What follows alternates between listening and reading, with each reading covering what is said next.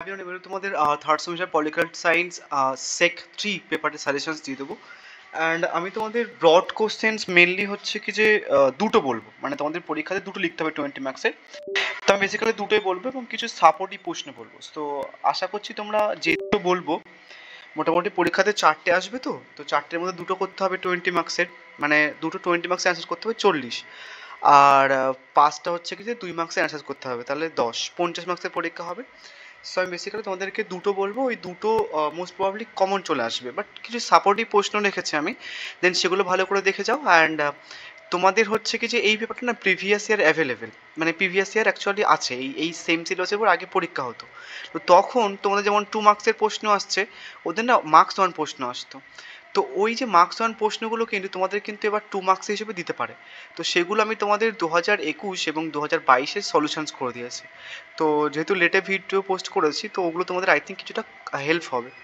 তো চলো প্রথমে কোশ্চেন্সগুলো একটুখানি দেখে নাও। প্রথমে হচ্ছে কি যে মডিউল 1 এবং মডিউল 2 থেকে রেখেছি আমি টোটাল 10টা প্রশ্ন রেখেছি, বাট তার মধ্যে থেকে আমি তোমাদের দুটো মোস্ট ইম্পর্টেন্ট প্রশ্ন বলে দেবো এবং চারটে বলবো, বাট সব থেকে মোস্ট ইম্পর্টেন্ট যে দুটো প্রশ্ন সেটা বলে দেবো। প্রথম প্রশ্ন থেকে ভারতীয় সংসদের বিষয়াধিকার ও অব্যাহতিগুলো আলোচনা করো, বা বলতে পারে যে ভারতীয় সংসদের সদস্যদের ক্ষমতা কার্যাবলী বিষয়াধিকার লেখো, বা বলতে পারে যে কেন্দ্রীয় জনপ্রতিনিধির ক্ষমতা ও কার্যাবলী আলোচনা করো, বা বলতে পারে যে বিধানসভার একজন সদস্যর ক্ষমতা ও কার্যাবলী আলোচনা করো। এবার ধরো বিধানসভার একজন সদস্য যা যে যিনি আছেন তার যে ক্ষমতার কার্যাবলী, মানে অন্যান্য সদস্যদের যে ক্ষমতা কার্যাবলী কোনো একটা পার্টিকুলার বিধানসভার সদস্যর ক্ষমতা কার্যাবলী কিন্তু একই। তো সেটা যদি তুমি যদি একটা পড়ে নাও এটা, তাহলে কিন্তু হয়ে যাবে, বুঝা গেছে। এবং দুটো মোস্ট ইম্পর্টেন্ট প্রশ্ন বলবো বলেছি, তো সব থেকে মোস্ট ইম্পর্টেন্ট প্রশ্ন হচ্ছে কিছু এটা, বুঝা গেছে। নেক্সট হচ্ছে কি যে এইটাও ইম্পর্টেন্ট। তো ওটা মানে ধরো চারটে মোস্ট ইম্পর্টেন্ট বললাম, পরীক্ষাতে চারটে আসবে, বা চারটের মধ্যে থেকে আরও দুটো ইম্পর্টেন্ট প্রশ্ন বলে দেবো, যেটা আসার সম্ভাবনা 99.99%, বুঝা গেছে। সো বাদ বাকি প্রশ্নগুলো হচ্ছে স্টুডেন্ট পড়েছো। তারপরে হচ্ছে কি রাজ্য আইনসভার সদস্যদের বিষয়াধিকার আলোচনা করো, রাজ্য আইনসভার সদস্যর কার্যাবলী আলোচনা করো। ঠিক আছে, এটা ইম্পর্টেন্ট প্রশ্ন। প্রশ্নটা একটুখানি কম ইম্পর্টেন্ট, মানে পঞ্চায়েত সমিতির গঠন ও কার্যাবলী। তারপরটা জাস্ট পড়ে রাখবে লোকসভার সদস্যদের ক্ষমতা কার্যাবলী। তারপরে সব থেকে মোস্ট ইম্পর্টেন্ট প্রশ্ন হচ্ছে কি যে সাধারণ বিল অর্থ বিলের মধ্যে পার্থক্য, সংসদে কীভাবে অর্থ বিল পাস করা হয়, বা বলতে পারে ভারতীয় পার্লামেন্টে আইন পাস বা সাধারণ বিল পদ্ধতি, বা বলতে পারে একটি বিল কীভাবে আইনে পরিণত হয়, বা বলতে পারে যে একটি বিলের পর্যালোচনায় স্থায়ী কমিটির ভূমিকা আলোচনা করো, বুঝা গেছে। এবং যে দুটো মোস্ট ইম্পর্টেন্ট প্রশ্ন বলেছি যেটা আসার চান্স 99.99%, সেটা হচ্ছে কিছু একটা আর 1 নম্বরেরটা, তাহলে একেরটা আর পাঁচেরটা, বুঝা গেছে। কারোর যদি পরীক্ষার 10 মিনিট আগে যদি নর্মালি বা 1 ঘন্টা আগে যদি ভিডিওটা দেখো, তোমরা দুটো প্রশ্ন করেছো এখান থেকে পেয়ে যাবে। দুটো কমন পেয়ে যেতে পারো, আদারওয়াইজ চারটে করলে তো মোটামুটি চারটে কমন পেয়ে যাবে, বা তিনটে তুমি যে চারটেতে 3টে স্টার করা রয়েছে সেই চারটে করে গেলে পরীক্ষাতে তোমাদের চারটে প্রশ্ন আসবে, 3টে তুমি কমন পেয়ে যাবে, বুঝা গেছে। তো মোস্ট ইম্পর্টেন্ট দুটো বলে দিলাম। তারপরে ইম্পর্টেন্ট প্রশ্ন হচ্ছে কি কলকাতা কর্পোরেশনের মেয়র পদের গুরুত্ব লেখো, বা পশ্চিমবঙ্গের পৌরসভার ক্ষমতা কার্যাবলী লেখো। নেক্সট তোমার আরেকটা মোস্ট ইম্পর্টেন্ট প্রশ্ন হচ্ছে কি তোমার আনুমানিক ব্যয় হিসেব কমিটির গঠন ও প্রধান কার্যাবলী। কি যদি মনে করো যে দাদা আমি 3টে করে যাব এবং দুটো কমন পেতে চাই 20 মার্কসের, তাহলে বলবো যে 1, 5 আর 7 করেছো। সো 1, 5 আর 7 করলে মোটামুটি তুমি এখান থেকে দুটো 20 মার্কসের কোশ্চেন চোখ বন্ধ করে কমন পেয়ে যাবে।